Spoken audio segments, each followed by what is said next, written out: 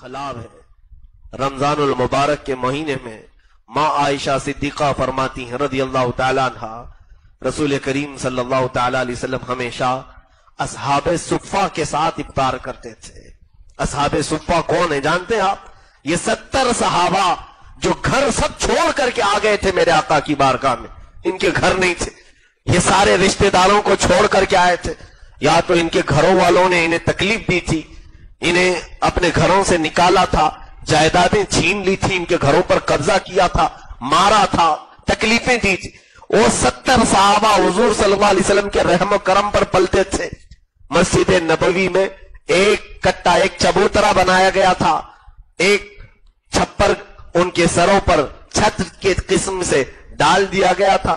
खजूर के जो छाल हुआ करते, खजूर के जो पत्ते हुआ करते, इसकी छत थी और उसके नीचे ये 70 सहाबा बैठा करते थे। और उनके खाने पीने का इंतजाम क्या था?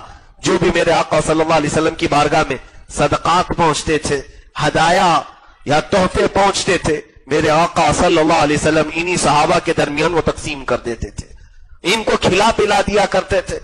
उन्हीं 70 सहाबा इकराम को, जिन गरीब और मिस्कीन जिसको हम दुनिया में कहते हैं, इस तरह की कैफियत उनके ऊपर तारी थी। रसूल करीम सल्लल्लाहु अलैहि वसल्लम हमेशा आपका मामूल था कि उन सहाबा के साथ बैठ करके इफ्तार करते थे। कहीं उनके जहन में यह बात ना आए कि अल्लाह के नबी सल्लल्लाहु ताला अलैहि वसल्लम, आपके लिए पूरी दुनिया बिछा दी गई है, आप अपने साथ अच्छी अच्छी चीजें खा रहे होंगे और हम गरीब सहाबा जो बच जाता है वो खा लेते होंगे। नहीं, रसूल करीम सल्लल्लाहु अलैहि वसल्लम अपने हुजरे से निकलकर उन सहाबा के दरमियान में बैठते थे, उनके साथ वही खाते थे जो वो सहाबा खा रहे हैं। बल्कि एक बर्तन में दूध अगर आता, अल्लाह के हबीब सल्लल्लाहु अलैहि वसल्लम सिर्फ उसको मुंह लगा करके दे देते, सारे 70 सहाबा उस एक प्याले से इफ्तार कर लेते थे।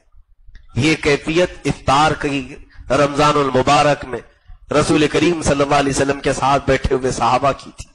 माँ आयशा सिद्दीक़ा रज़ियल्लाहु ताला अन्हा फरमाती, लेकिन इफ्तार अजान होने से पहले पहले बैठे किसके साथ हैं? असहाबे सुफ़ा के साथ, गरीब सहाबा के साथ। सारे गरीब सहाबा है, उसके बावजूद अजान होने से पहले एक बार और पूछ लेते थे कि आयशा बाहर देखो कोई है तो नहीं, कोई बाकी तो नहीं है जो दस्तरखान पर नहीं आया हो। माँ आयशा सिद्दीक़ा रज़ियल्लाहु ताला अन्हा की बयान करदा एक हदीस हमारी आंखों से आंसू लाती है। फरमाती हैं कि मैं हुजरे रसूल में खड़ी रहकर देखती थी ये इफ्तार का मंजर। अल्लाह अकबर, वो कैसा हसीन मंजर होता होगा जब इर्द गिर्द वो सितारे झुरमुट की तरह सहाबा बैठे हों और दरमियान में जगमगाता हुआ आफताब रिसालत बैठा हो। वो सहाबा हुजूर सल्लल्लाहु अलैहि वसल्लम के साथ इफ्तारी में मशगूल। अजान से चंद मिनट पहले मेरे आका सल्लल्लाहु अलैहि वसल्लम आयशा सिद्दीक़ा की तरफ मुखातब होकर के कहते हैं, हुमैरा, आयशा बाहर देखो कोई बैठा तो नहीं, कोई बाकी तो नहीं। रोजाना ड्यूटी थी, आज मैंने झांक करके देखा दूर जन्नतुल बकी के पास एक दरख्त के नीचे कोई मुसाफिर नजर आया। कोई मुसाफिर अपनी सवारी को बांध करके बैठा हुआ नजर आया। शाम का वक्त है, उसके चेहरे पर गर्द गुबार है, कपड़ों पर धूल के आसार हैं। अंदर से कहती, या रसूल अल्लाह सल्लल्लाहु अलैहि वसल्लम, कोई तो दूर बैठा हुआ दिख रहा है कौन ये पता नहीं है, मदीने का तो नहीं लगता, बाहर से आया हुआ दिखता है। इफ्तार में चंद लम्हे बाकी थे, दस्तरखान छोड़कर मेरे आका उठ गए और मेरे आका सल्लल्लाहु ताला अलैहि वसल्लम चलते हुए उस जन्नतुल बकी के दरख्त तक गए जहां पर वो मुसाफिर अपनी सवारी को बांध कर बैठने की कोशिश कर रहा था। हुजूर उसके करीब गए, जाकर के पूछते, तू कौन है, कहां से आया है? कहा, बड़ा लंबा सफर तय करके आया हूं। सफर की थकान अलग थी, चेहरे पर गर्द गुबार के आसार अलग थे। वो बैठ रहा था, पूछा मेरे आका सल्लल्लाहु अलैहि वसल्लम ने, कुछ खाने पीने को मिला? इसी मंजिल के लिए आया है या इससे आगे भी जाना है? कहा, खाया पिया नहीं हो और मंजिल यही है, यहीं पर आया हूं। میرے آقا صلی اللہ تعالی علیہ وسلم اس کا ہاتھ پکڑ کر کے کہتے چلو ہمارے دسترخوان پر ساتھ بیٹھ کر کے کچھ کھا پی لیا جائے. وہ ساتھ میں آیا. اللہ کے حبیب صلی اللہ علیہ وسلم اپنا پیالہ جو دودھ پی رہے تھے وہ اسے دے دیا اس مسافر کو. اس نے پیٹ بھر کر کے پی لیا. آج سارے صحابہ کھجور کی ایک گٹلی کو چوس کر سارے لوگوں نے افطار کر لیا. ایک کھجور پر ساروں کا افطار ہو گیا. اخیر میں وہ بندہ پوچھتا ہے میری منزل یہ تھی, میں ایک شخص کو تلاش کرتے آیا ہوں جس کا بڑا چرچا میں نے سنا ہے, اس کا نام محمد ہے, وہ یہاں کہاں رہتا ہے؟ صحابہ کی آنکھیں بھیگ گئی. کہا جس نے تجھے سیراب کیا وہی محمد تو ہے, جس نے تیرا ہاتھ پکڑ کر تجھے منزل تک لایا وہی محمد تو ہے.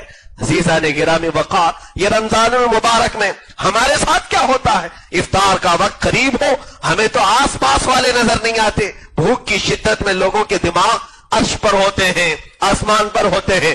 جلال الگ ہوتا ہے, غصہ الگ ہوتا ہے. عزیزان گرامی, رمضان المبارک میں اس چیز کا بھی خیال کریں کہ پہلے میرے ہاتھ میں جو کھجور ہیں میں دوسرے کو دے دوں. میرے پاس اگر شربت کا گلاس آیا ہے پہلے میرے آس پاس بیٹھے ہوئے کو پلا دوں. اس کا ثواب آپ کو معلوم ہے. میرے آقا صلی اللہ تعالی علیہ وسلم کی حدیث کریمہ سے یہ مفہوم وارد ہوتا ہے. فرمایا تم اکیلے ایک روزہ رکھ سکتے ہو لیکن ثواب 70 کا بھی حاصل کر سکتے ہو. پوچھا کیسے؟ کہا اگر تم نے اپنی کھجوروں سے دوسروں کو افطار کرایا ان کے روزے کے برابر بھی ثواب اللہ تمہیں عطا کرے گا. اس کا ثواب اس کے ساتھ ہے, اس کا روزہ جائے گا نہیں لیکن اس کے روزے کے برابر کا ثواب تجھے بھی دیا جائے گا. کیوں نہ ہم دوسروں کو بھی افطار کرائے, بلکہ یہاں سب صاحب استطاعت ہوں گے. غریب اور مسکین کو کھلانا ضروری نہیں, ہر ایک کو کوشش یہ کیا جائے میری کھجور سے وہ افطار کرے, اس کی کھجور سے میں افطار کروں, اس میں کوئی مذائقہ نہیں.